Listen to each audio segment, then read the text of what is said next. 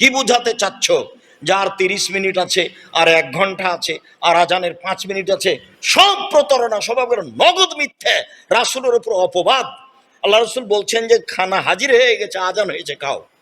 তাহলে ও যে বললো নিষেধ, তো এটাকে তার পৈতৃক সম্পত্তি, তার বাবার সম্পত্তি।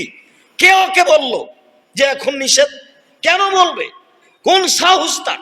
কে তাকে সাহস দিল? ধর্মের নামে প্রতারক, জীবন বাজি রেখে দলবল সহ এভাবে ধর্মের নামে প্রতারণা দিয়ে যাচ্ছে। যুদ্ধ করে আসছি 90 সাল থেকে, বলেছি নির্ধারিত সময়ের 30 সেকেন্ড আগে রোজা ইফতার করতে হবে। এখন শেষ পর্যন্ত এবছর যা বলছিলাম সেটাই মানুষ গ্রহণ করলো। সবই করবে সময়ের গতিতে।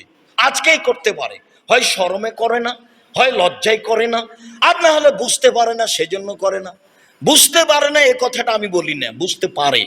অনেকেই বড় বড় বিদ্বান রয়েছে, হয় শরমে করে না, আর না হলে কেমনে বলি এতদিন করেছি একটা, এখন পড়বো আরেকটা, একটা কিছু আছে এরকম।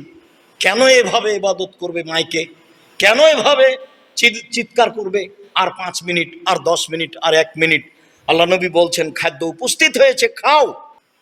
আজান হয়েছে, খাও, খেয়ে সলাতে যাও। হাদিস তো বুখারী মুসলিম।